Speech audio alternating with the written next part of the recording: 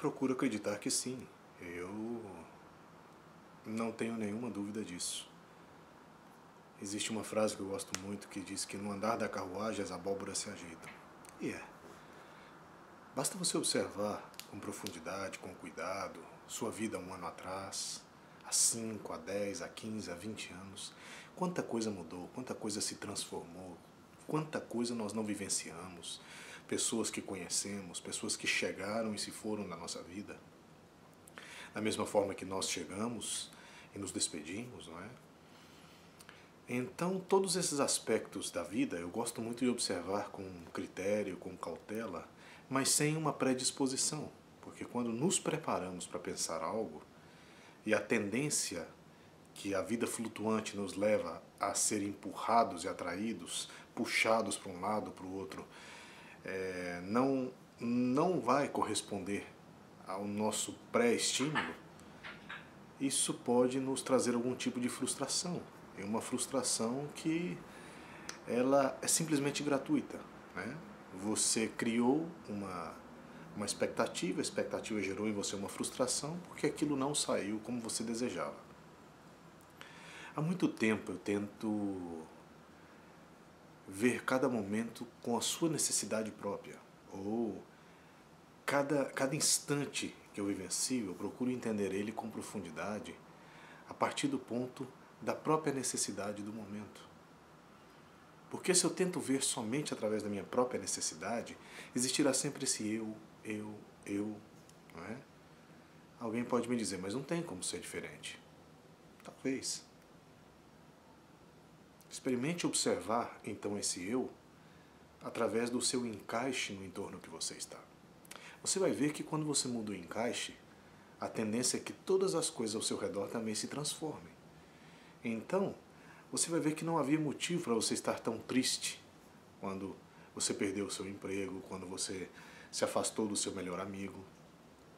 A circunstância, ela serve para você se reordenar, para você se realinhar na régua da vida.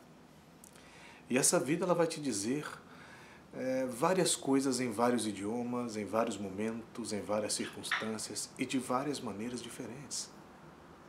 Se você se prende a um só ponto, é natural que você se entristeça, é natural que você fomente perdas na sua vida ou que as perdas comecem a surgir de maneira ilusória. O que é simplesmente uma passagem, você começa a encarar como uma perda, como uma tragédia, um drama, até chegar a um ponto de ser uma desgraça, ou seja, aquilo que tira a graça da sua vida. Então, quando isso ocorre, você simplesmente está aprisionado na sua própria imaginação, na sua própria realidade.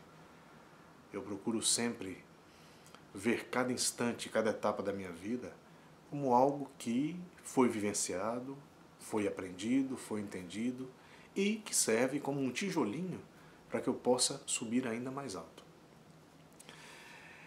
Eu sempre digo que eu não tenho nenhuma vergonha de voltar atrás, reordenar as minhas coisas, e é verdade. Eu procuro sempre, quando algo está mal resolvido, principalmente dentro de mim, eu procuro parar, meditar, refletir, redirecionar os meus pontos, reavaliar as minhas impressões, as minhas sensações, e logo as minhas percepções começam a se modificar. Eu começo a ver que isso não tinha necessidade de ser assim, ou aquilo foi demasiado, né? Ou este princípio já não era aplicado a esta regra.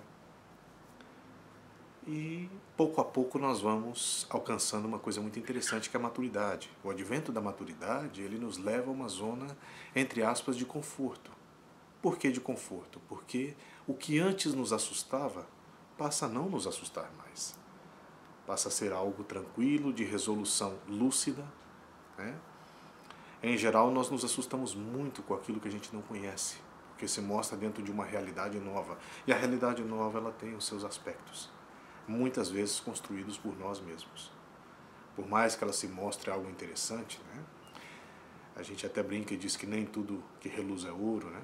E é verdade, porque o brilho, além de ser um perigo, o aspecto da nossa construção sobre esse brilho, ele vai gerar umas outras possibilidades que talvez só dentro do aspecto da observação primária não estimularia em nós.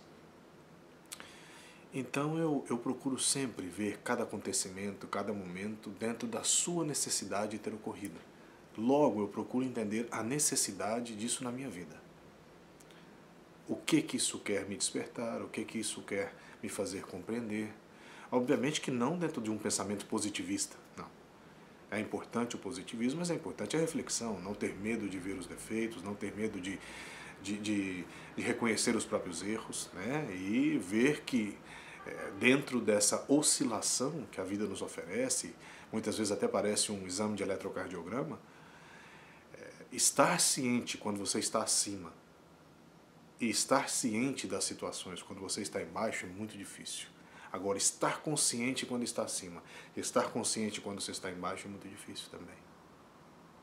Quanto mais alto se está, mais rarefeito é o ar, e quanto mais embaixo se está, mais difícil é de respirar. Então, estar no meio de tudo isso implica numa compreensão, implica num entendimento. E esse entendimento não há uma maneira de ser diferente a não ser você se tornando um bom observador, um bom diretor da rota da sua vida, da condição de se reconstruir uma, duas, três, quatro, quantas vezes for preciso, e entender que cada etapa ela tem o seu tempo de duração, a sua permanência e a sua necessidade de aprendizado, né?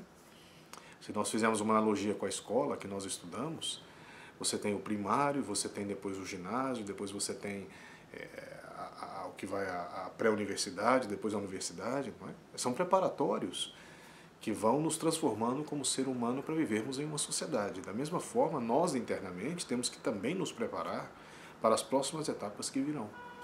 Em cada idade existe uma beleza, em cada tempo existe uma nova descoberta.